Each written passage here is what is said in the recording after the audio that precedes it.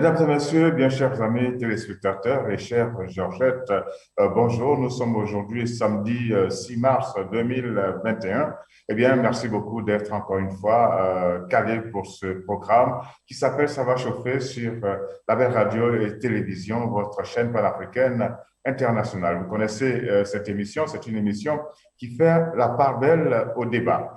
Des débats de tout genre, des débats qui concernent la vie quotidienne, la vie de nos nations, la vie des individus, mais également de la très bonne musique. Et n'oubliez pas qu'à cette émission, nous faisons également un point d'honneur à faire en sorte que le mérite soit reconnu. Trêve de commentaires, nous allons tout de suite vous présenter nos chroniqueuses en place déjà, parce que d'autres pourraient entrer en scène. Et vous le savez, nos chroniqueuses, ce sont les Georgettes. C'est comme ça que la rédaction de la Belle Radio et Télévision a décidé de les appeler. Alors, on va partir tout de suite pour Milan, en Italie. Bonjour, Adrienne. Oui, bonjour Georges. Bonjour les Comment- Georgettes. OK, comment allez-vous? Oui, je vais bien. Ça va bien.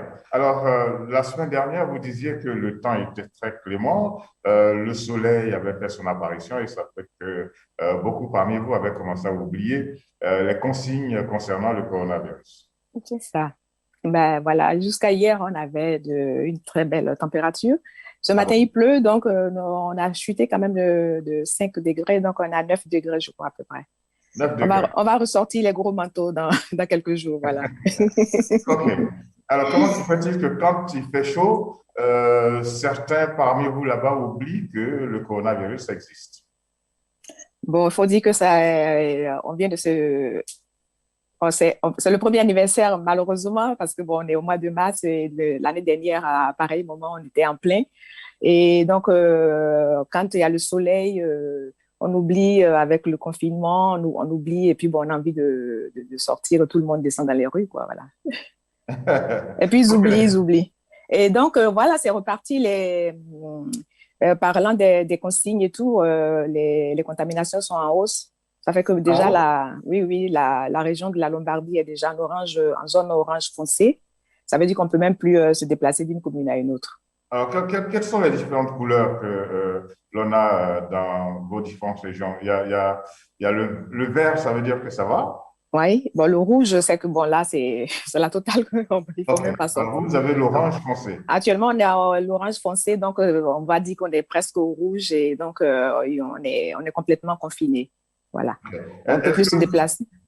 est-ce Oui, que ça a obligé les autorités à serrer un peu plus concernant mais oui, les oui, mesures? oui, oui, on a resserré les mesures. Actuellement, bon, on peut juste tourner dans la commune. Même les week-ends, les supermarchés sont fermés. Ah bon? Donc, oui, oui, oui, on est obligé de descendre à ce compromis-là pour vraiment essayer de récupérer. Parce que malheureusement, ce matin, on est passé, on a atteint les 100 000 morts, hein. Ah, et ça, Oui, c'est pas une bonne nouvelle. Vous non. avez un couvre-feu à quelle heure? Ben, de 22 heures à 5 heures du matin, les restaurants et les bars sont fermés à partir de 18 heures. Ah, ils sont quand même ouverts. Non, oui, ils sont ouverts, mais à partir de 18 heures, tout est fermé. Non. OK. Alors, Ouais. c'est quoi cette histoire d'intercepter des vaccins qui étaient prévus pour quel pays? En tout cas, faites-nous la lumière sur cette affaire. Ben, il s'agit des laboratoires AstraZeneca. Bon, Mhm. ils ont une usine ici, juste En à côté de Italie. Rome. Voilà, et donc pour des mises à l'embouteillage et le conditionnement des vaccins. Et il se trouve que, bon, il y a des retards dans les livraisons, comme tout le monde le sait un peu La sur toute demande est l'Europe. forte. Voilà. Et puis, du coup, il y a eu cette cargaison de presque 250 000 vaccins, non, 250 000 doses qui devaient être exportées vers l'Australie.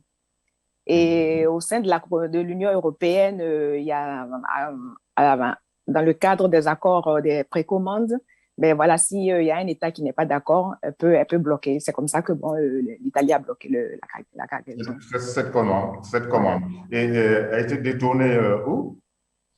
Non, non, non, elle va rester, elle va servir à l'Italie. OK. Alors, Voilà. la campagne de vaccination est engagée. Depuis, Il y a beaucoup de citoyens qui se font vacciner. Il y a beaucoup de citoyens. Jusqu'à aujourd'hui, nous sommes à peu près à 1,5 million, toujours à commencer par le personnel médical et les personnes âgées. Donc, Mhm. voilà, et il va falloir, comme de toutes les façons, accélérer, quoi, il y a des mesures qui sont prises actuellement, même, je crois, dans ce mois de mars, ils sont en train d'évaluer pour les personnes de plus de 65 ans, parce que bon, là, c'était les 80 et autres, bon, 65 ans. Ils vont essayer d'accélérer les vaccins. OK. Alors, vous voulez que j'aille dans quelle direction? Il y a Carole qui est à Douala et puis nous avons également Zita à Libreville. On va dire bonjour à Zita. On va dire bonjour à Zita. Zita, bonjour. Bonjour Georges, bonjour les Georgettes. OK. Bonjour. Comment ça va? Comment avez-vous passé la semaine? La semaine s'est très bien passée en dehors de la pluie qui a encore plu toute la journée d'hier et hier Ah, soir. c'est la Malheureusement, période, ça fait hein? des N'est-ce sinistrés. pas? Mais à part ça, à part les restrictions liées au coronavirus, tout va bien. Ça veut dire que ce qui va bien est tout petit comme ça, non? Comment on va dire ça? Le couvre-feu, c'est à 18 heures. Il pleut beaucoup, donc ça ne laisse pas beaucoup de marge hein, aux individus. Pas du tout. Ouais. On a juste le temps d'aller au travail, de revenir, même pas peut-être d'aller au marché ou d'aller faire quelques courses. Mhm. Alors dites-nous, le concert des casseroles, vous savez que la semaine dernière, nous étions avec vous. Quand nous finissions cette émission, en tout cas le numéro de la semaine dernière, nous disions que nous nous retrouverions à Dakar. Nous sommes bien à Dakar. On a envie de savoir quand même à partir d'ici si le concert des casseroles continue là-bas à Libreville. Malheureusement, Malheureusement, ça a pris, je peux dire que ça a pris fin, hein. Ça continue sur les réseaux sociaux, mais réellement, ça Non, il y a ne... le concert des casseroles sur les réseaux sociaux. Oui, oui, ça continue. Ben, c'est sur les réseaux sociaux que ça a démarré, parce que ce sont la société civile qui avait demandé à ce que les populations le fassent, et il avait fait par le canal des réseaux sociaux. Et ça avait pris de l'effet dans pratiquement tous les quartiers de Libreville. À partir de 20 heures, les gens Mhm. sortaient devant leur terrasse ou à la cour avec des louches, des assiettes, des marmites et tout ça. Et ils tapaient dessus pendant 30 minutes. C'était vraiment un vacarme infernal. Mhm. Et c'était Et pour dire quoi? Pour bon, marquer quoi? c'était pour exprimer le mécontentement lié aux restrictions que les populations estiment que c'est trop dur, c'est difficile à supporter. Parce que Ouais.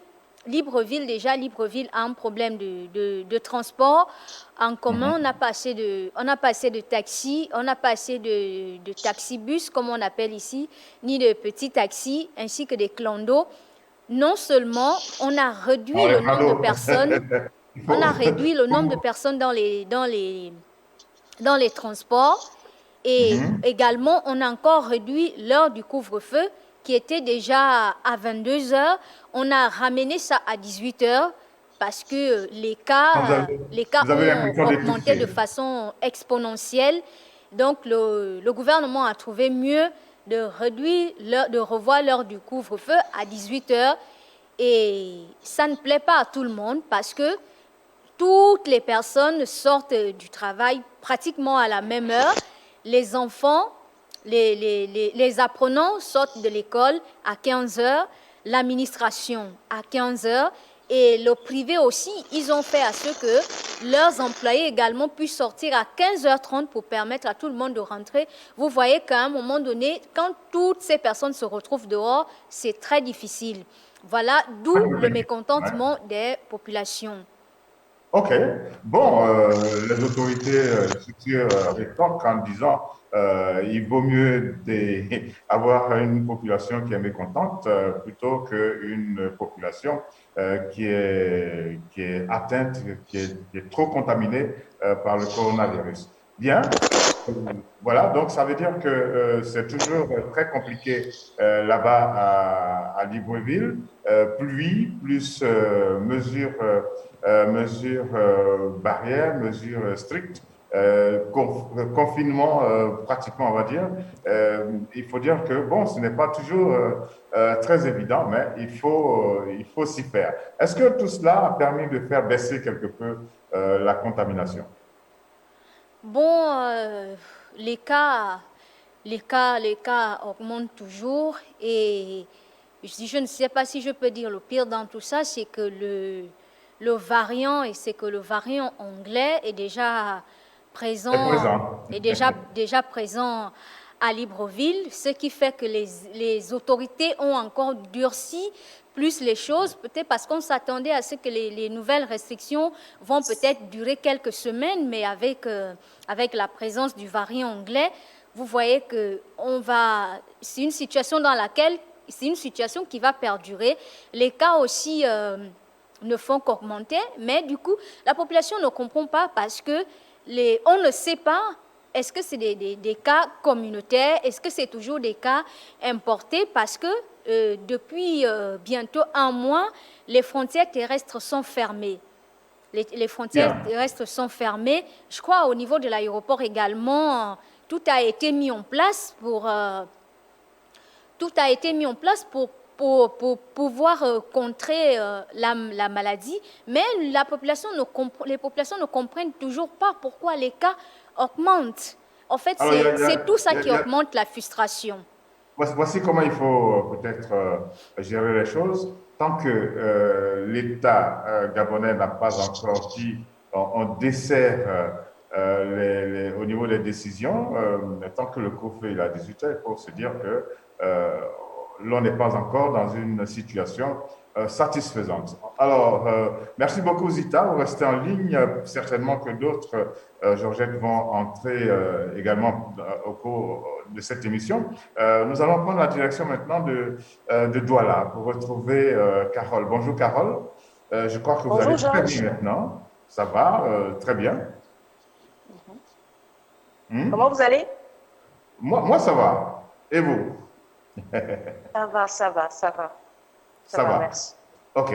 Alors ici, on peut vous le dire, hein, c'est chaud parce que cette affaire Ousmane Sonko défraie la chronique. Il y a beaucoup de manifestations. On n'a presque pas dormi hier, avant-hier également.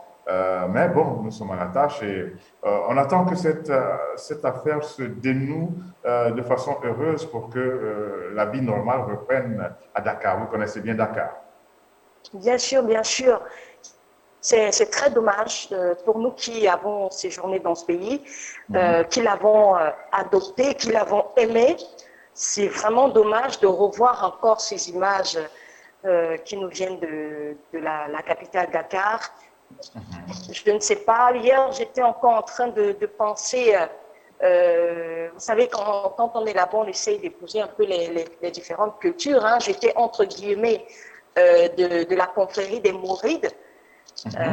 Donc, hier, quand je revoyais ces images-là, je regrettais un peu le khalife général des Mourides qui nous a déjà quittés, qui a été rappelé à Dieu, le dernier fils de Cheikh Bamba, Serine Baké, parce que je me rappelle qu'au temps d'Abdoulaye Wade, il y avait ce type de manifestation et il avait suffi que Serine Baké dise à la radio, et ce qui avait été retransmis dans les télévisions, que mes enfants, arrêtez tout ce que vous êtes en train de faire là et allez vous asseoir autour de la table. Et dès le matin, on a vu les Sénégalais sortir dans les rues de Dakar, balayer les rues, remettre de l'ordre, ranger tout, parce que Serine Baké avait parlé.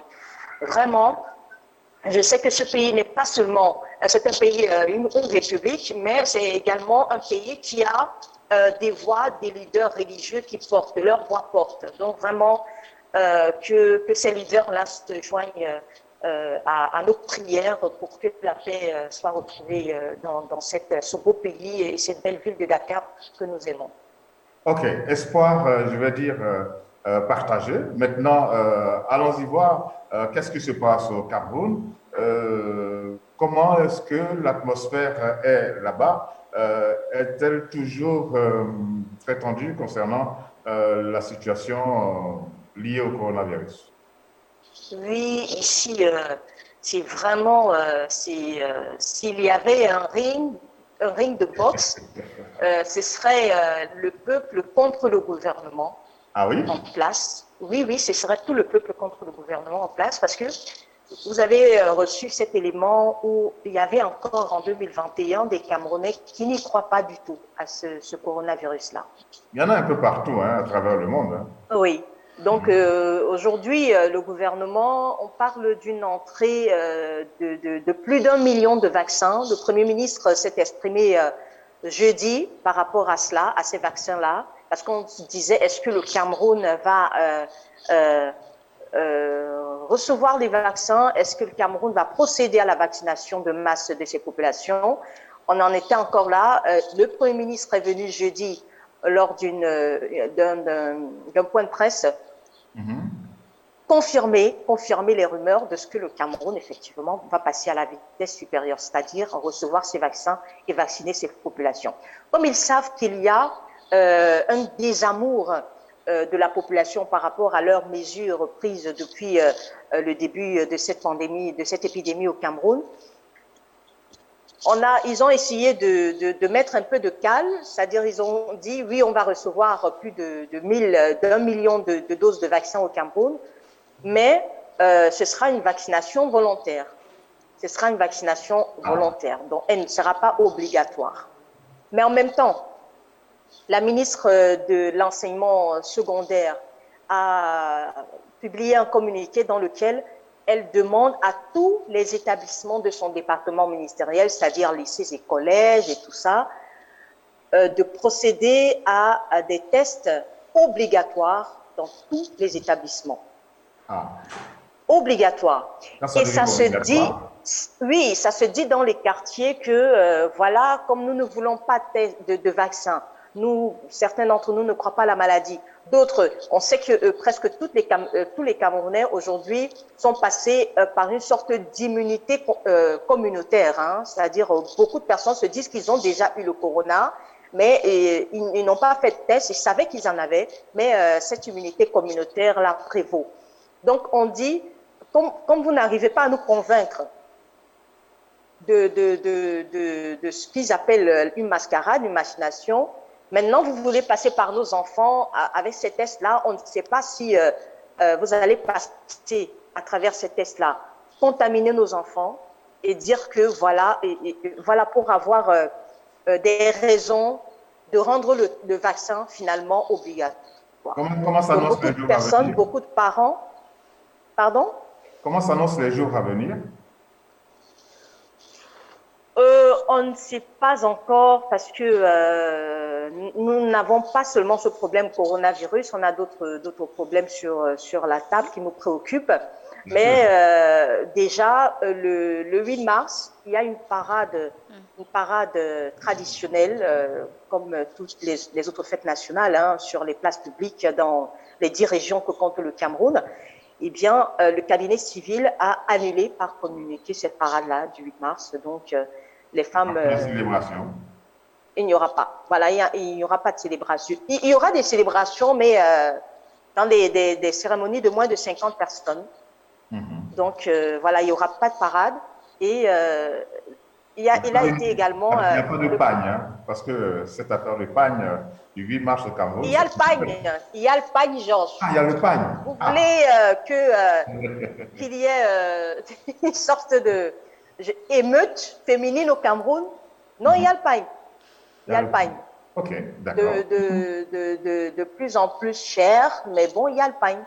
Okay. Et j'ai l'impression que cette tradition de pagne est en train de prendre certains pays d'Afrique. Hein. Il y a le Togo qui a déjà son pagne et tout ça, mais c'est le Cameroun qui est le pionnier dans cette affaire de pagne traditionnelle pour le 8 mars. Ok. Alors, donc, on a également interdit les concerts des grands artistes et des artistes étrangers.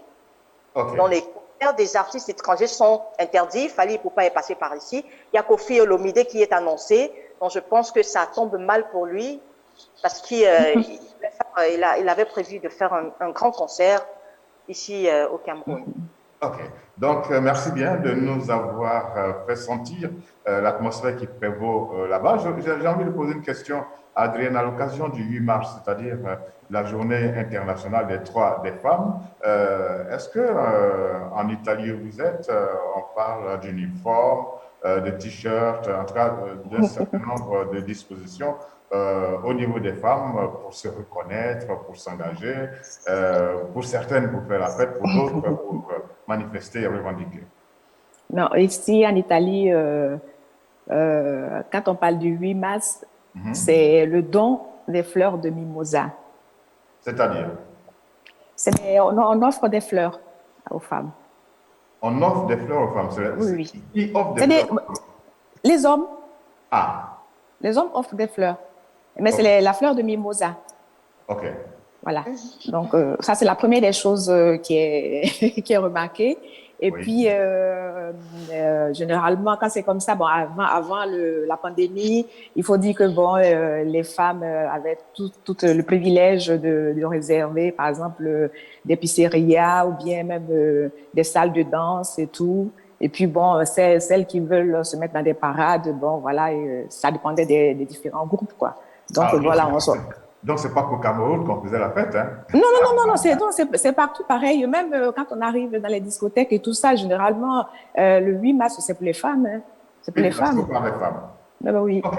Bon, le coronavirus est venu tempérer quelque peu l'ardeur des femmes, mais n'empêche que les problèmes restent les mêmes. Nous allons prendre la direction, encore une fois, de Libreville, cette fois-ci pour retrouver une chanteuse qui marche très fort. Occasion pour nous de vous annoncer que cette émission va porter essentiellement sur les femmes, sur la condition des femmes, parce que dans 2 jours, il y a cette journée internationale des droits des femmes. Eh bien, voici une chanson intitulée Maria, une chanson de Chanel, dans laquelle eh bien, il est question de la condition des femmes qui doit absolument changer.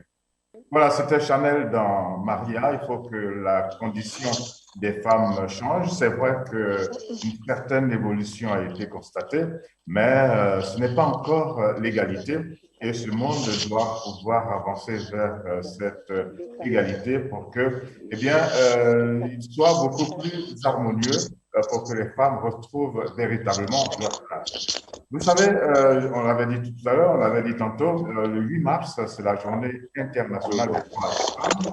Eh bien, c'est l'occasion pour nous de le décor, d'informer les uns et les autres, d'annoncer ce qui a été prévu par l'ONU. Chaque 8 mars, c'est l'occasion pour les institutions publiques et privées de mettre les droits des femmes à l'honneur avec la mise en avant de l'entrepreneuriat féminin et la célébration de la beauté plurielle. C'est aussi un moment opportun pour rappeler l'importance de lever les tabous autour du féminin. La Journée internationale de la femme est devenue une date permettant de célébrer le chemin parcouru par les femmes dans la société, en politique et en économie, tandis que les racines politiques de la journée font que des grèves et des manifestations sont organisées pour sensibiliser les gens aux inégalités persistantes. La Journée internationale de la femme, édition 2021, est placée sous le thème « Leadership féminin pour un futur égalitaire dans le monde de la COVID-19 ». Voilà, les Georgettes, vous avez entendu le thème de cette édition 2021 de la Journée internationale des droits des femmes, leadership féminin pour un futur égalitaire dans le monde du COVID-19. Adrienne, qu'est-ce que vous en dites? Quel commentaire autour de ce thème? Autour de ce test, qu'est-ce que je peux dire? La femme, elle a toujours été en première ligne. Hein.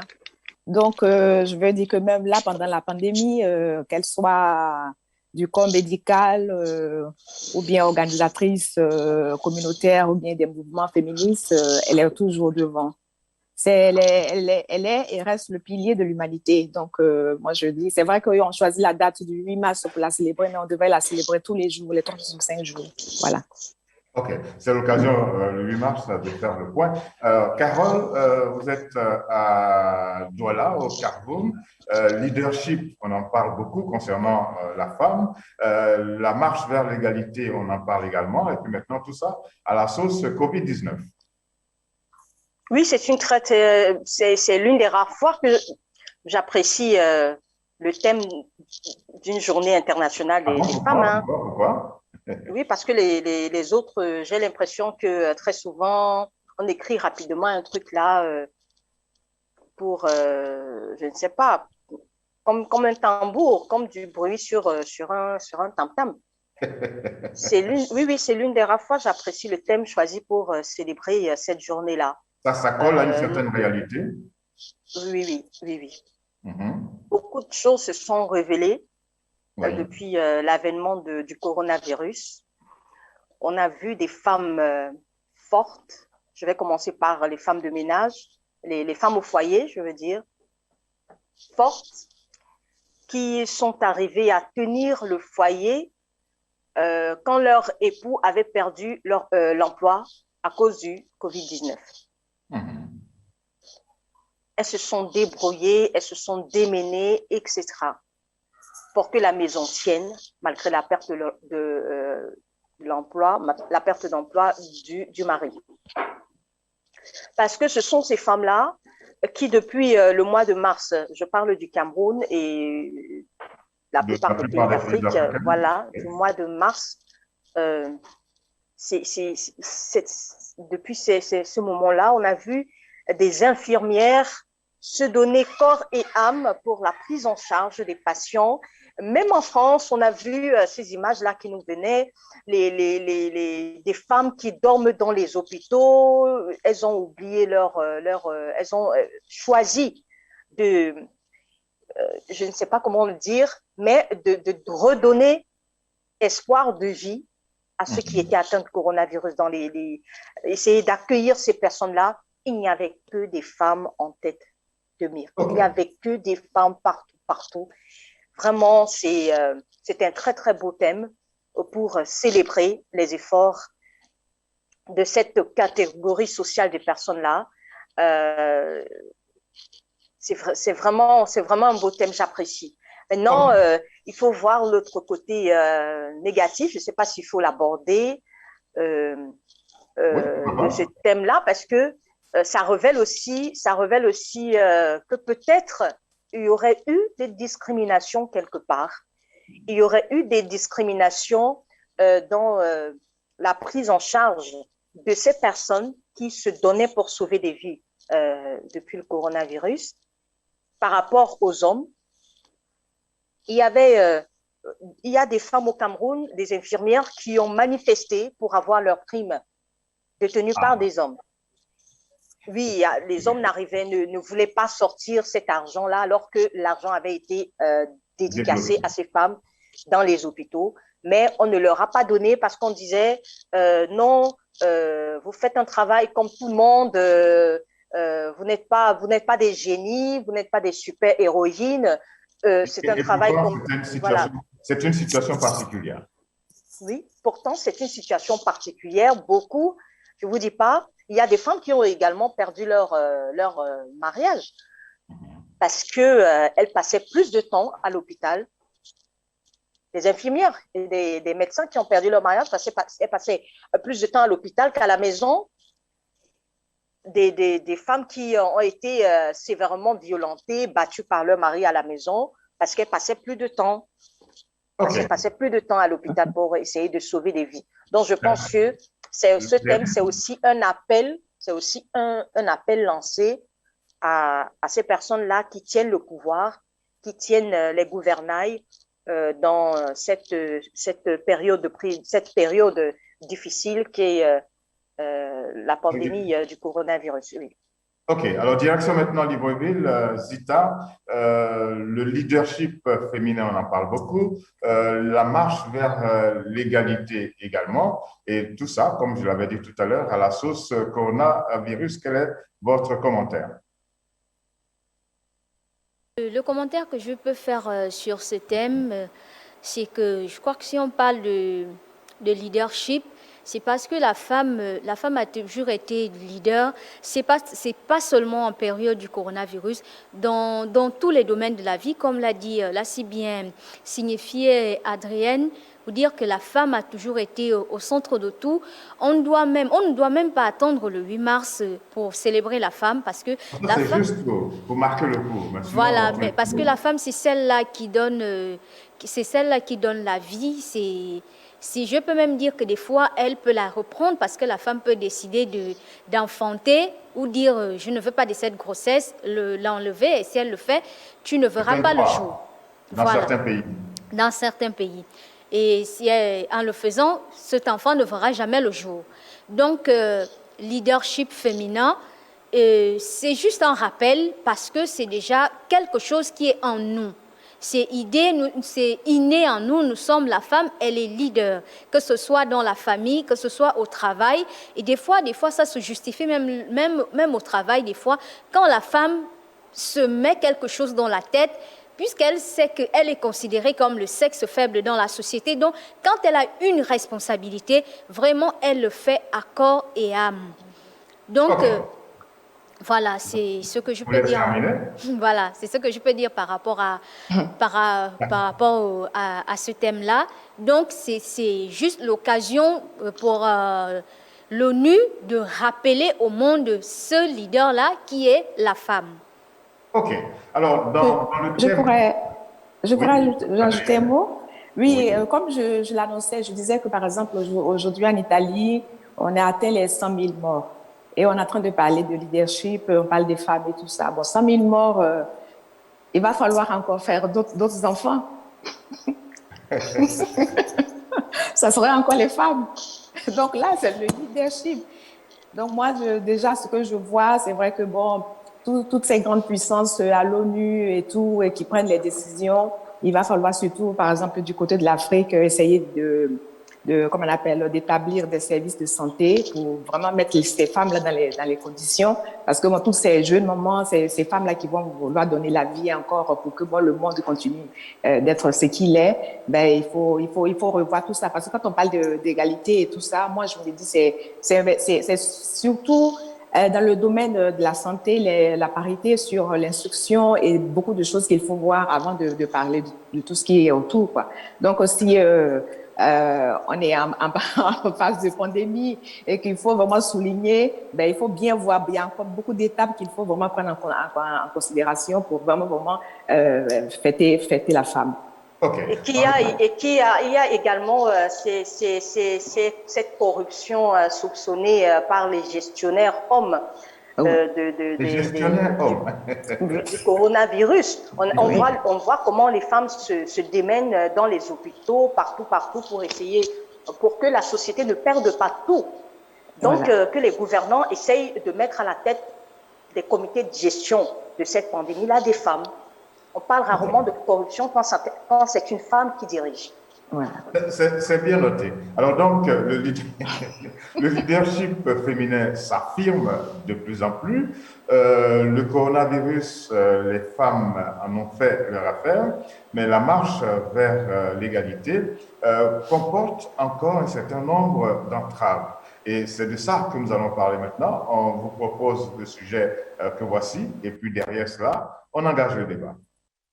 La participation des femmes à la vie politique s'est accrue et elles ont pris une place très importante dans la population active. Elles sont en train de briser tous les plafonds de verre. Les femmes ont effectivement beaucoup de satisfaction à célébrer en cette journée internationale de la femme. Aujourd'hui, elles gouvernent des pays en tant que présidente de la République ou premier ministre, vivent plus longtemps, ont une vie plus agréable que leurs mères et leurs grand-mères et contribuent de plus en plus à la croissance de l'économie mondiale. Pourtant, la situation des femmes s'améliore, mais des obstacles à l'égalité subsistent. Les femmes continuent de ne pas être à égalité avec les hommes au travail, dans les finances, dans les salaires. Le salaire des femmes est de 22% inférieur à celui de leurs homologues masculins et leur accès au crédit est limité. En Afrique, par exemple, seulement 1% de l'ensemble des crédits octroyés à l'agriculture est destiné aux femmes, alors qu'elles représentent la majorité des travailleurs dans ce secteur. OK, le décor est planté, il y a des entraves à l'évolution des femmes vers l'égalité. Adrienne, tout à l'heure, vous en parliez, les femmes n'ont pas accès au financement pour développer leurs activités. Carole aussi relevait qu'il y avait un certain nombre de dysfonctionnements. Alors, on va aller dans les dysfonctionnements. Qu'est-ce qui bloque? Quelles sont les entraves majeures à l'évolution des femmes vers l'égalité? On commence par Carole. Oui, merci beaucoup pour la question, Georges. Vraiment, merci pour la question. En Afrique, ici, jusqu'à aujourd'hui, il y a mon fils de 7 ans qui est en train de regarder la télévision et sa sœur de 5 ans vient lui dire, en fait, veut regarder avec lui et faire des discussions autour des émissions. Et lui, comme il veut être seul, il lui dit, va suivre maman à la cuisine. J'ai entendu ça et j'ai dit... Où est-ce qu'il a appris ça? Je ne sais pas. C'est pas sa maman qui lui a appris ça.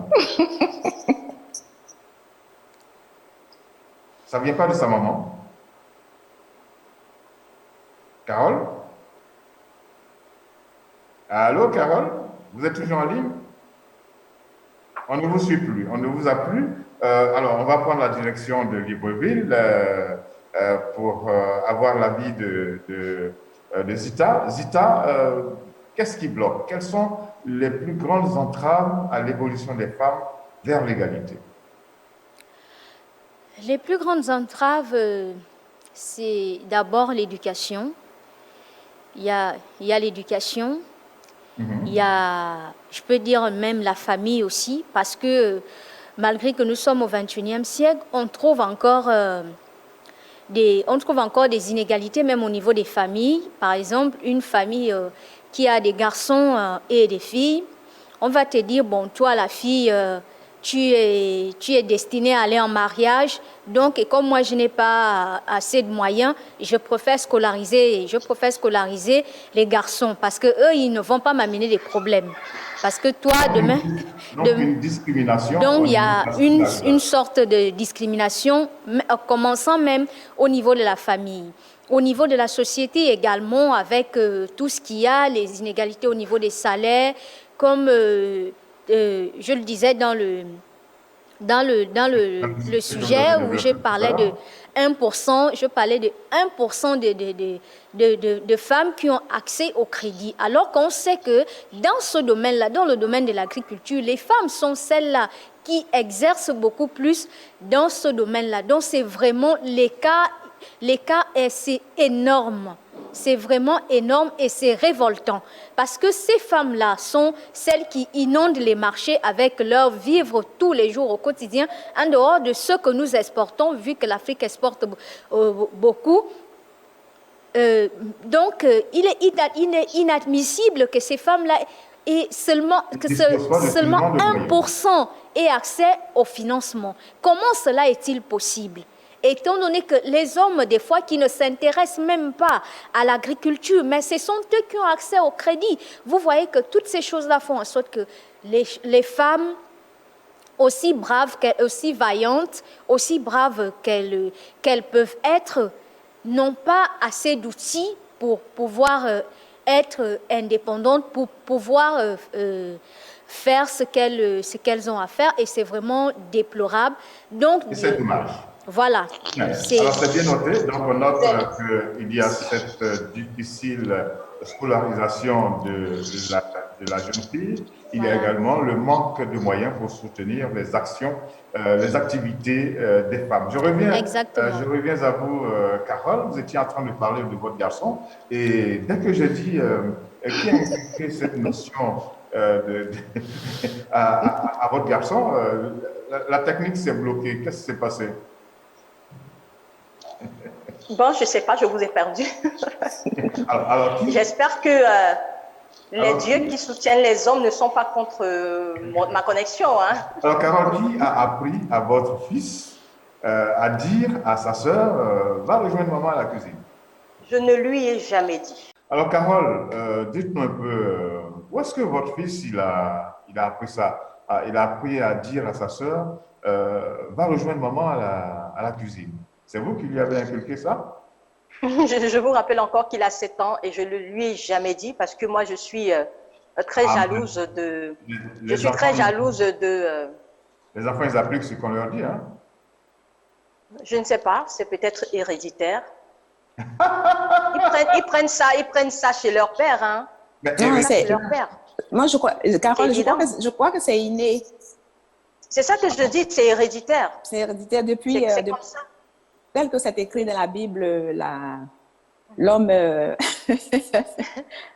je me dis aussi que bon, ceux qui invoquent la Bible, avant, on existait, il n'y avait pas de Bible, il n'y avait rien, mais les hommes étaient toujours considérés comme les chefs de famille, étaient considérés comme ça. Je ne sais pas Non, comment c'est ça pas- a commencé, mais c'est historique, c'est comme ça.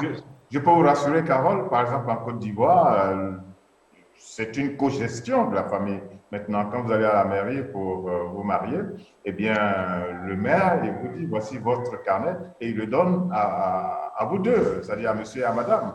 Et donc, il n'est plus comme avant, monsieur, vous êtes le chef. Donc, dans ce pays-là, on peut dire que dans les textes, ce problème est plus ou moins réglé, non?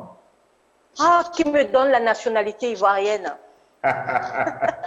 Mais est-ce qu'en Côte d'Ivoire, ils appliquent ça? C'est pas parce que ils ont tendance à prendre deux ou trois femmes après.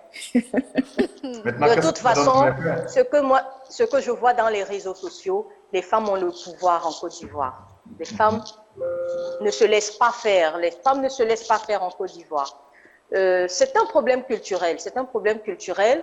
Et beaucoup de sociétés dans notre, on appelait ça quoi, grand empire ottoman, grand empire malien, on avait des sociétés patriarcales où c'est le fils qui héritait du père et vice-versa et vice-versa. La femme, elle, n'avait rien à dire, juste s'asseoir là à côté du roi, s'asseoir là à côté de son mari et ne l'ouvrir qu'une fois qu'ils sont dans la chambre.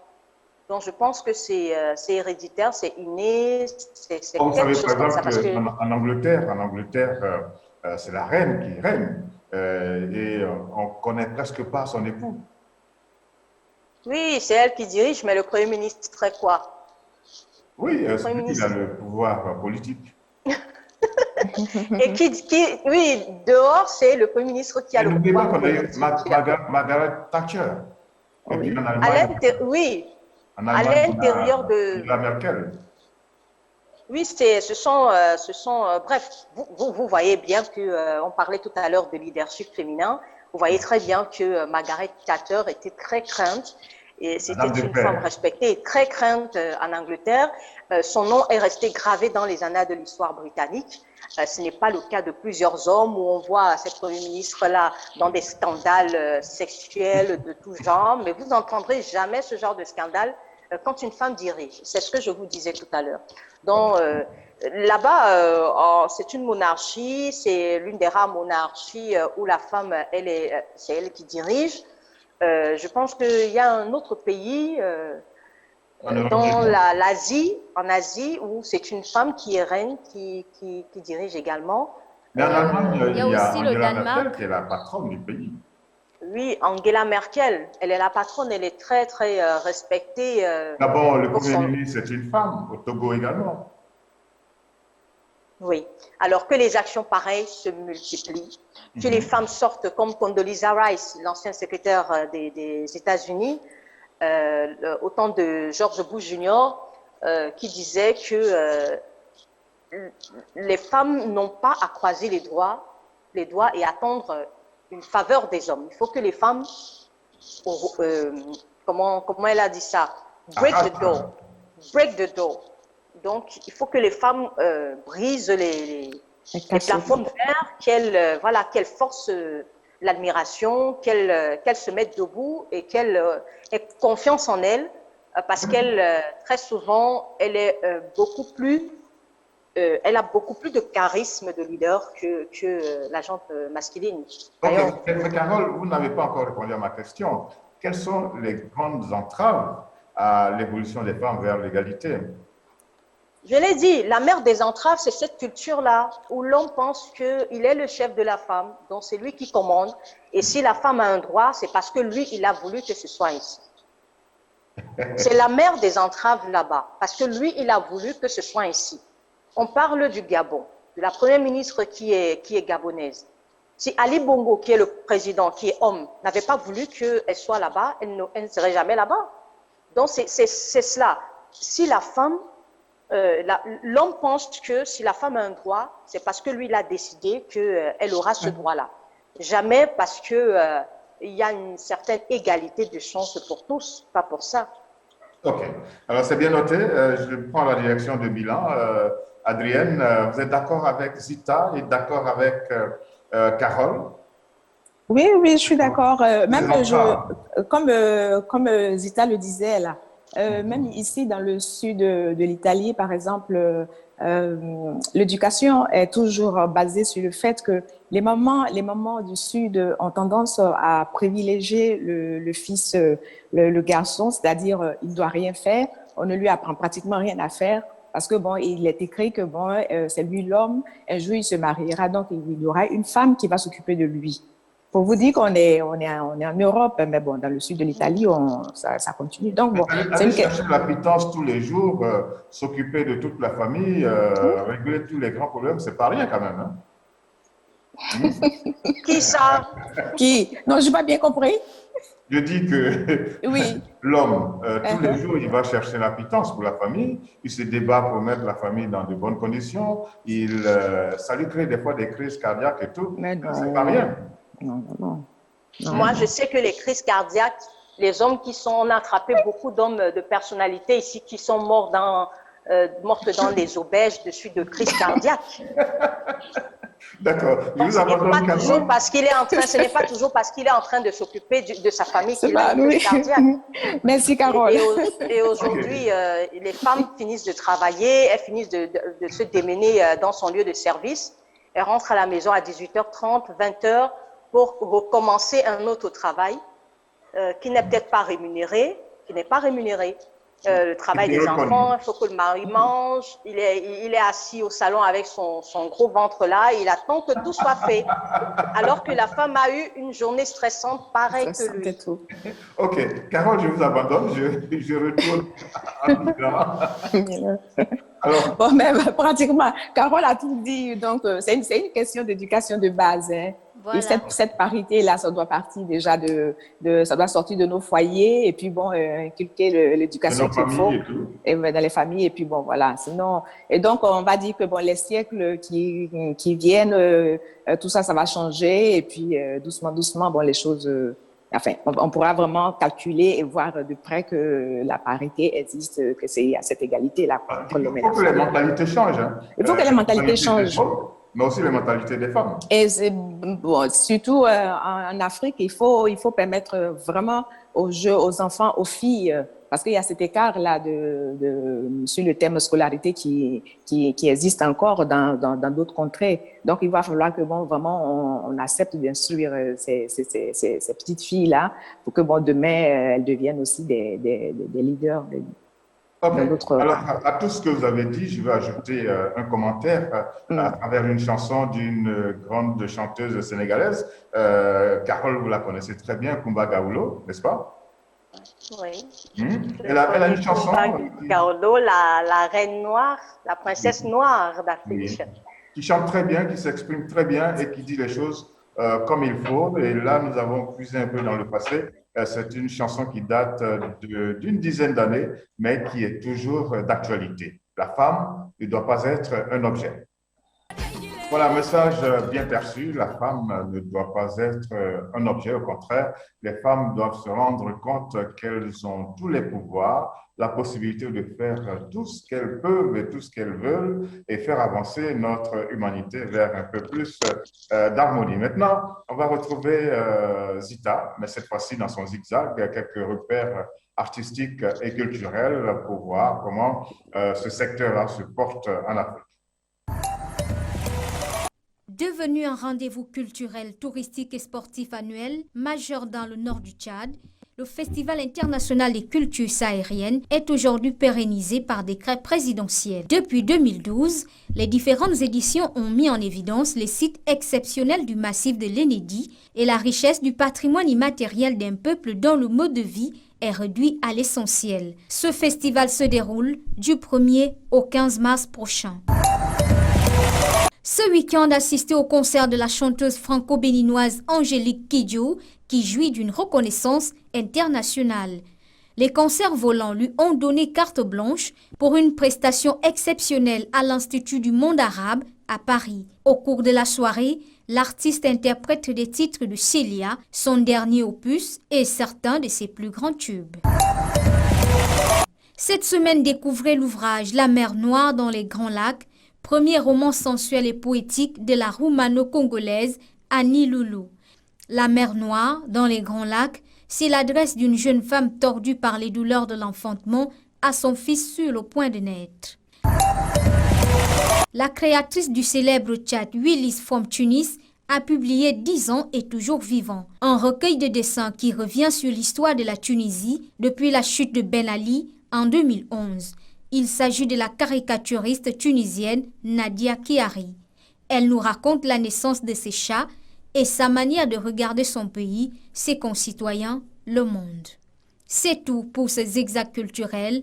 À la semaine prochaine. 40% des accidents sont provoqués par l'alcool. Ça veut dire que 60% des accidents sont provoqués par des buveurs d'eau.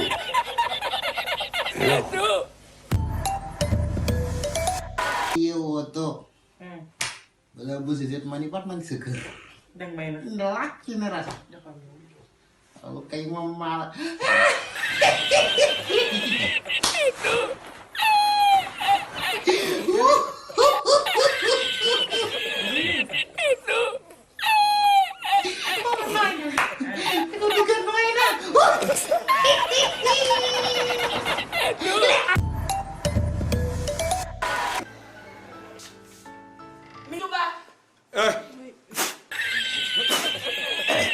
C'est sorti.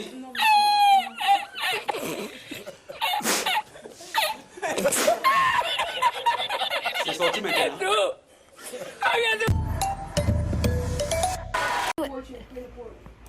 Do it. Walk like G-Pa. There you go. Walk like G-Pa. Do it, girl. Do it.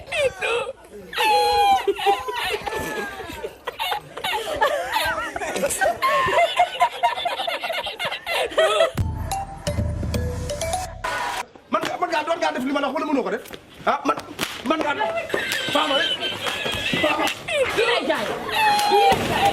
ñëwal yow bi nga nekkee rek la see bàyyi waay yow yow ban job li nga nekkee rek la see bàyyi nan la yàlla def ba nga dugg ci biir kër gi nga xool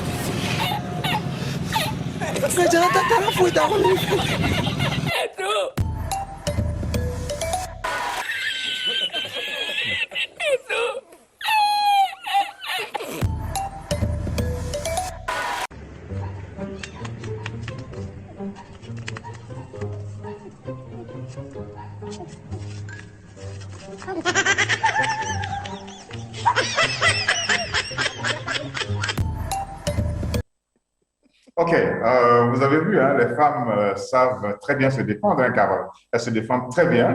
Et surtout, il faut faire attention de ne pas mettre le fouet dans leurs mains. Hein. Pas du tout, pas du tout. Pas du Et tout. lui arracher. C'est pour cela qu'il est important pour les femmes de faire tout. Il y a des femmes en mécanique aujourd'hui, il y a les femmes championnes de judo, de karaté. Donc, que les femmes se mettent vraiment au travail pour arracher leur liberté. Nous avons la présidente du conseil d'administration de l'Agence de régulation des technologies ici. est ceinture noire de karaté. OK. Donc, pour ses ennemis politiques, ils savent que physiquement, il ne faut pas l'attaquer, il ne faut pas la provoquer. OK. C'est bien noté. Nous avons également une grande championne que nous avons décidé de porter en tout cas à qui nous avons décidé de décerner la Palme d'Or. Vous savez que dans notre émission, nous avons cette rubrique méritocratie. Cette dame s'appelle Hulda Swai. De quoi s'agit-il? Elle est la lauréate du prix continental Kwame Nkrumah. Cette semaine, nous décernons la Palme d'Or du mérite à Hulda Swai, professeur tanzanien des sciences de la vie et de la bio-ingénierie. Hulda Swai vient d'être désignée lauréate 2020 du prix continental Kwame Nkrumah de l'Union africaine pour l'excellence scientifique. Le prix est décerné depuis 2008 par la Commission de l'Union africaine dans le cadre de sa volonté de promouvoir la science, la technologie et l'innovation.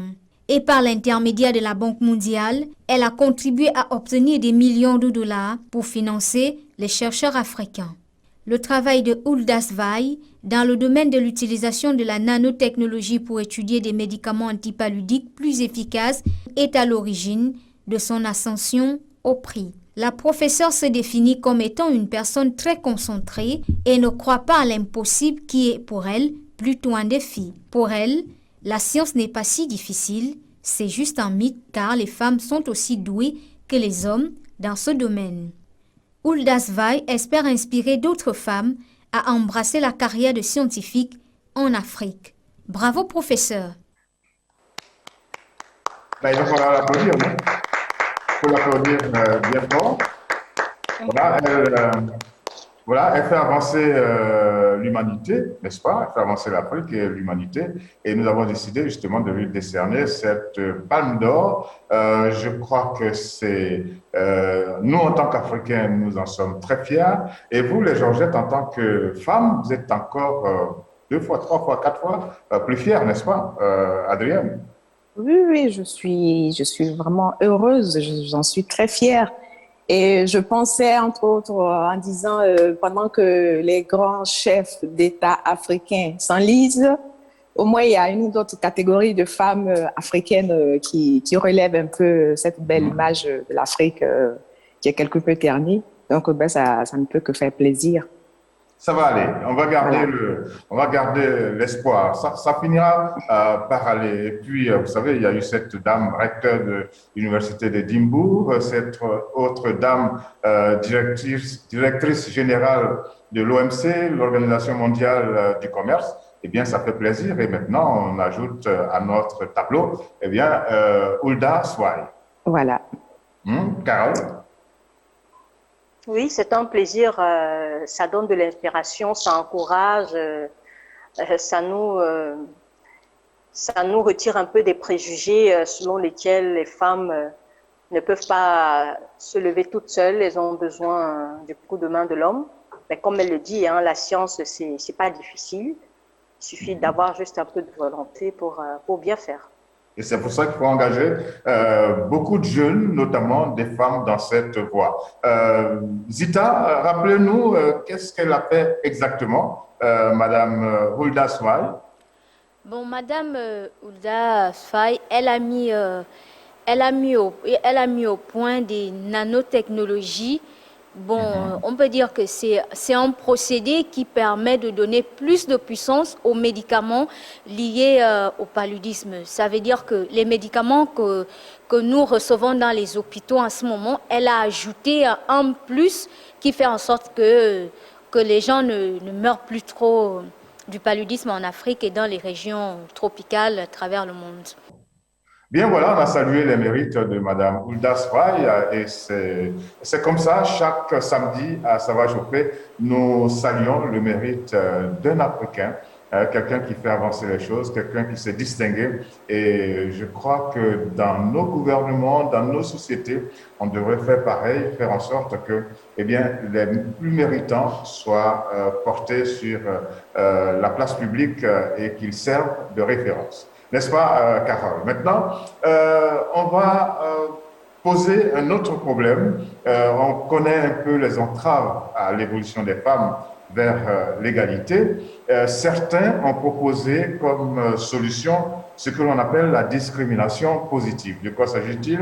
Si vous suivez ce sujet, eh bien, vous en saurez un peu plus. Et puis, comme d'habitude, aussitôt après, nous nous retrouverons pour en débattre.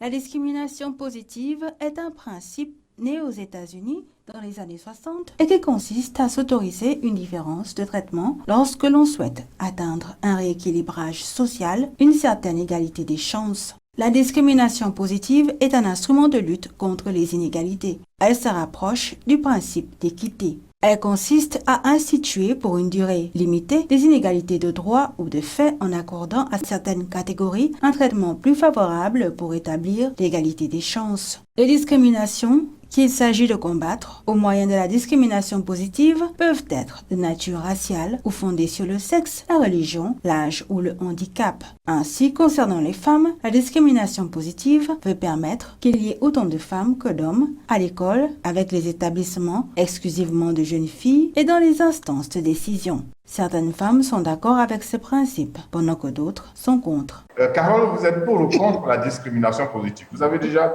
tapé sur tous ceux qui prennent les décisions. Alors, faut-il, pour régler le problème, pratiquer la discrimination positive? C'est une bonne idée, mais qui a son mauvais côté. Ah oui? En quoi d'abord? Oui,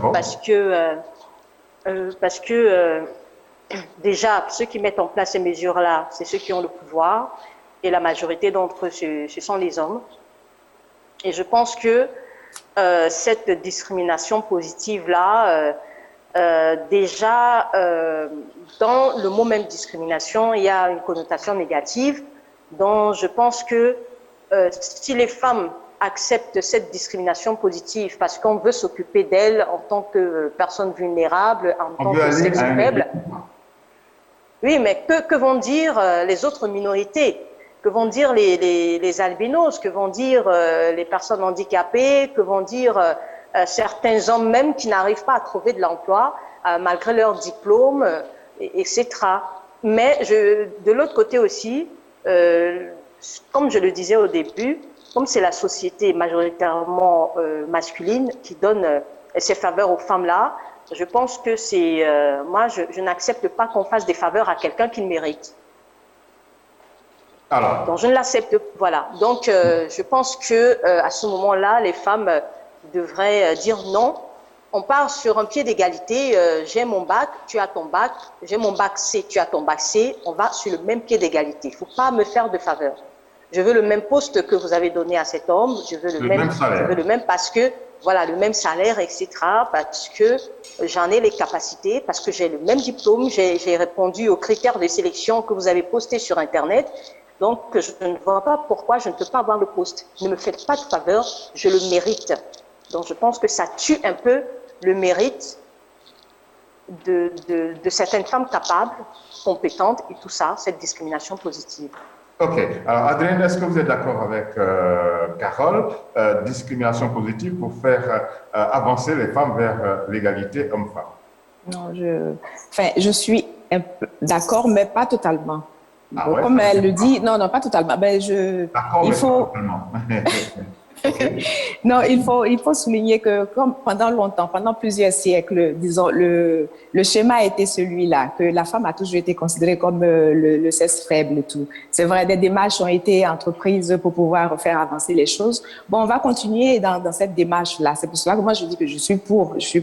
Bon, on va continuer c'est vrai que c'est un droit. Ça fonctionne un peu comme un accélérateur. Voilà, c'est un droit, mais bon, comme ça n'a pas été vraiment reconnu, maintenant que bon, les portes sont en train de s'ouvrir, il faut encourager, il faut continuer de créer des associations, des groupes, vraiment des leaders même qui sont au devant, comme tout à l'heure on citait, par exemple, Angela Merkel et tout. Bon, qu'il y ait toutes ces femmes-là qui se lèvent et qui continuent de se battre et tout, et puis bon, petit à petit, mais je crois que bon, après, on pourra taper fort aussi, nous aussi, pour dire, bon, voilà, si j'ai le bac, tu as le bac C, j'ai le bac C, mais je mérite ce poste, je mérite ce salaire-là. Sinon, pour l'instant, se lever comme ça, je pense qu'il y a encore beaucoup de lacunes, il y a beaucoup d'hommes encore masculinistes qui ne permettent même pas que les femmes...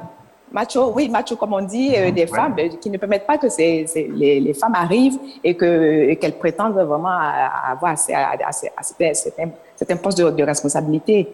Donc, bon, il faut toujours traiter. De toute façon, bon, l'homme, je veux dire, l'homme est en train de se rendre compte, ils ont réalisé que les femmes sont capables de gérer ce monde-là, d'avoir une certaine parité dans la gestion des directions, de tout ce qu'il faut. Et on a tous les grands noms qui sont là. Donc, bon, ça va arriver, mais bon, encore, il faut accélérer un peu les choses. Il faut mettre quelques ingrédients pour pousser les choses. Alors, Carole, je reviens à vous. Quand vous dites j'ai mon bac C, tu as ton bac C, c'est pas toujours évident quand même pour la jeune fille. Comment elle doit procéder pour arriver à ce bac C si elle ne va pas à l'école, si elle n'est pas scolarisée? Voilà, c'est un appel à lancer aux familles. S'il n'y a pas d'action dans le sens de la discrimination positive pour pousser davantage les filles vers l'école? Ça ne doit pas être une affaire d'homme. C'est-à-dire, c'est pas j'ai dit tout à l'heure que j'ai dit tout à l'heure que la discrimination positive était mise en place par une société majoritairement masculine. Donc, c'est les hommes qui ont pris la décision de faire ces faveurs-là aux femmes. Donc, je pense que ça ne doit pas être du fait des hommes. Comme le dit Adrienne, plusieurs associations doivent se lever, doivent être créées pour aller dans les contrées reculées, parce que là-bas encore, on l'a dit en début d'émission, on pense que c'est le garçon qui a droit à l'éducation et la fille doit rester à la cuisine et aller au champ avec maman. Donc je pense que ces associations féminines-là, pendant ce mois de la femme, le mois de mars, aller dans ces contrées-là pour faire des campagnes de sensibilisation, comme ça se fait déjà, maximiser ces campagnes-là pour dire, montrer des exemples, par exemple, aller avec des vidéos, c'est ce qu'on fait, non? On a nos écrans, nos tablettes, nos grandes tablettes, où on peut montrer des vidéos des femmes leaders dans le monde, des femmes mécaniciennes, des femmes pilotes de l'air, etc. Montrer cela dans ces contrées-là pour dire que, regardez ce qu'une femme est capable de faire. Ça ne doit pas être du fait des hommes. Il faut que ce soit les femmes qui prennent ce combat-là entre les mains pour revendiquer, pour sensibiliser. Oui, ça ne doit pas être des faveurs prises par, des faveurs décidées par les gouvernants à majorité masculin. D'accord. Alors, je vais prendre la direction de Libreville, retrouver Zita. Est-ce que, Zita, vous considérez que la discrimination positive appliquée aux femmes pour accélérer l'évolution vers l'égalité, c'est une forme de faveur? Vous êtes pour ou vous êtes contre?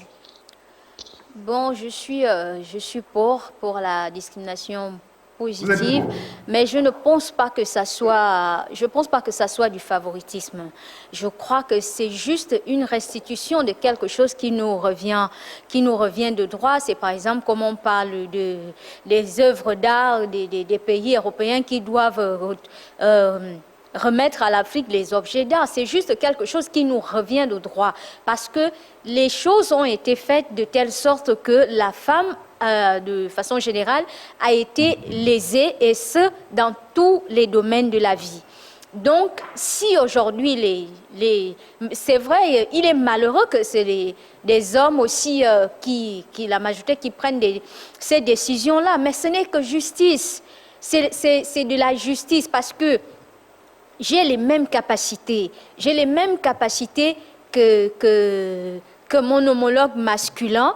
J'ai mon diplôme, il a son diplôme, on a les mêmes compétences, donc il est inadmissible que si nous travaillons, par exemple, nous postulons pour le même poste, il est inadmissible que moi je sois mise de côté tout simplement parce que je suis une femme, parce qu'on va dire que la femme, parce que les critères qui sont souvent mis en avant, c'est que la femme, elle est au foyer, la femme, elle peut tomber enceinte, et ça va faire retarder certaines choses dans la société, alors que l'homme, il n'a que son travail, il n'a pas d'autre indisponibilité qui peut faire en sorte qu'il ne puisse pas faire son travail. Parce que c'est toutes ces choses-là qui font en sorte que, en ce qui concerne le travail, la femme soit discriminée. Maintenant, si les dirigeants du monde ont trouvé que d'appliquer cette discrimination. C'est vrai qu'au départ, le mot discrimination est déjà un fait négatif, mais quelque part, c'est de la justice. Ce n'est que justice. On le mérite. Justice, vous dites, hein? Voilà, on le mérite. On mérite cela. C'est vrai que il peut arriver qu'on met un homme de côté alors qu'il est plus compétent et quand la femme se retrouve à cette place alors qu'elle n'a pas, ces compétences-là. C'est là où la chose devient peut-être un peu compliquée, mais dans la logique, moi je pense que c'est une bonne chose, mais qu'à cela ne tienne, que ça ne soit pas aussi, qu'on mette la personne qu'il faut à la place qu'il faut, il ne faut pas mettre la femme là parce que il faut faire du favoritisme, non, on doit le faire de façon équitable, puisqu'on parle d'égalité, on parle de parité. Donc moi je suis pour la discrimination positive, mais je suis pas pour, je pense pas que ça soit du favoritisme. OK. Alors, je crois que les choses sont claires. Notre émission est en train de tirer à sa fin. Le débat n'est pas pour autant terminé. Mesdames et messieurs qui nous suivez, eh bien, vous pouvez le continuer dans vos foyers, dans votre famille, au travail, dans votre cercle d'amis. En tout cas, à l'occasion de la cérémonie marquant le 8 mars, eh bien, vous pouvez continuer ces différents débats, les entraves à l'évolution des femmes vers l'égalité, la discrimination positive, favoritisme ou rééquilibrage juste. En tout cas, le débat va continuer, c'est sûr, à votre niveau, dans vos cercles d'amis, comme je disais, à la maison, au travail, un peu partout. Nous allons terminer notre émission et permettre à nos trois dames, à nos trois Georgettes, de dire qu'est-ce que ça va être le jour où on aura cette égalité? Qu'est-ce que ça va donner, hein, Carole? Le jour où on dit que l'homme et la femme sont égaux, ça donnera quoi? Égaux en droit, en tout. Égaux en droit, oui. C'est-à-dire, elle peut épouser 3 hommes, 3, 4 hommes. En tout cas, selon votre conception de l'égalité, égaux en droit. Parce que s'il y a polygamie, il doit avoir polyandrie également. Si on parle d'égalité. Égaux en droit. Alors, qu'est-ce que ça va être? Comment vous allez vous sentir? Je pense que, étant africaine, issue d'une société matriarcale, il ne peut jamais y avoir d'égalité. Mais s'il y en a, ce que je crains, c'est que la femme, déjà aujourd'hui où elle n'est pas l'égale de l'homme, où elle n'a pas encore cette égalité-là, si on l'attend. Oui, déjà que même aujourd'hui, elle veut montrer par tous les moyens qu'elle peut. Imaginez si c'est acquis. Imaginez un monde où tout le monde est égaux. Ça ne va pas marcher. Il ne peut pas avoir 2 capitaines dans un bateau. Ça va pas marcher. Je pense, non, ça peut pas marcher parce que la femme dirige bien. Quand elle est à la tête des sociétés et tout ça, elle dirige bien. Mais ce sont des femmes. Hein. Une femme comme ça là, c'est pas tout le monde. Parce qu'aujourd'hui, dans les églises de réveil, vous voyez très bien que celles qui se font le plus arnaquer, c'est la gente féminine. Ce sont les femmes qui se font beaucoup plus arnaquer dans ces églises de réveil là, où on fait du tout et n'importe quoi au vu et au su de tous. Je pense que ce serait pas une bonne chose, ce serait une cacophonie si on arrivait à faire ça. Parce que ces femmes leaders qui arrivent à sortir du lot et tout ça, ce sont des exceptions, ce sont des femmes qui se sont battues, mais toutes les femmes ne peuvent pas être comme ça. Toutes les femmes ne peuvent pas, parce qu'il y a les femmes qui se contentent de leur place, hein, de femmes au foyer, moi ma place c'est à la cuisine, c'est aller au champ. Il y a des femmes qui se plaisent à ça. Dès que tu leur donnes une responsabilité... Ça va être beaucoup plus harmonieux? Non, ça ne peut pas. Il ne peut pas avoir 2 capitaines dans un bateau. OK. Ou elle est supérieure à l'homme. Ça va être l'objet d'un autre débat, hein, dans une autre émission. Elle ne peut pas... On peut s'imaginer un monde où la femme et l'homme sont égaux. n'est-ce pas? Mais, il ne peut pas avoir deux capitaines dans un bateau. Je pense que ce serait une cacophonie. OK, pour l'instant, on va prendre les avis. En plus de Carole, l'avis d'Adrienne. Qu'est-ce que ça vous dirait? Hein, imaginez ce monde-là, l'homme et la femme sont égaux. Je ne vous entends pas du tout. Je disais que l'homme et la femme, non, il n'y a pas de... L'homme et la femme ne peuvent pas être égaux parce que c'est la femme qui... Je pars du principe que c'est la femme qui porte pendant 9 mois la grossesse et c'est elle qui donne la vie. D'égalité en droit. Oui, d'égalité, mais déjà à partir de là, comme Carole le dit, il ne peut pas avoir deux capitaines dans un bateau. C'est-à-dire que c'est une reconnaissance qui doit être là. Et puis bon, on essaie vraiment d'harmoniser tout ce qui est autour, quoi. C'est-à-dire que bon, que les hommes, par exemple, moi je reviens sur le problème des féminicides. C'est-à-dire quand on parle de droits égaux et autres, que l'homme comprenne que bon, même si c'est son épouse ou bien sa partenaire, il n'a pas le droit d'attenter à sa vie et autre chose. Moi, si vous parlez d'égalité, ce sont ces points-là que moi je veux rassembler pour dire que vraiment on est égaux, quoi. Sinon, okay. Je ne vois pas. C'est noté. Bon, c'est votre avis, Carole. C'est mon avis, voilà. Carole dit qu'elle n'y croit pas, vous également, vous dites que ça va faire cacophonie. Zita, qu'est-ce que vous en dites? Un monde où l'homme et la femme sont égaux? Je ne crois pas que ça soit possible. Vous n'y croyez pas? Non, parce que déjà la vie elle-même, elle est injuste. Rien qu'au niveau, de... On ne peut pas la rendre plus juste, cette vie? Non, rien qu'au niveau des naissances. Par exemple, il y a des femmes, quand on l'annonce à l'échographie, que elle attend une fille, peut-être elle a déjà des filles, on l'annonce que tu attends une fille, elle n'a pas encore de garçon avec son époux, elle devient triste au lieu d'être contente et vice-versa. Je ne pense pas qu'il peut y avoir d'égalité, je pense juste qu'on y va vers, parce que si un jour, si et seulement si, un jour on y arrive, chose que je n'y crois pas, je crois que ça sera un monde plus juste. Mais je ne pense pas qu'un monde plus juste, moi, ça c'est mon avis en tant que chrétienne, un monde plus juste dans ce monde-là, il n'y en aura pas. OK. Alors, nous avons eu l'avis des femmes.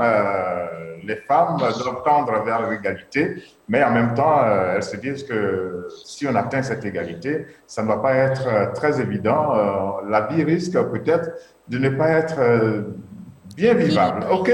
Nous avons eu différents avis. J'espère que vous avez le vôtre et que vous allez continuer d'en débattre. Merci beaucoup d'être resté en notre compagnie. Nous vous souhaitons un très, très, très bon week-end et nous souhaitons vous retrouver la semaine prochaine et nous continuerons, comme d'habitude, de débattre de thèmes très importants qui concernent notre vie, mais aussi de suivre de la bonne musique comme on le fait maintenant. Nous allons nous quitter en très bonne musique avec une jeune artiste ghanéenne en compagnie de Sarkodie. Elle s'appelle Mzvi, j'espère que je prononce bien.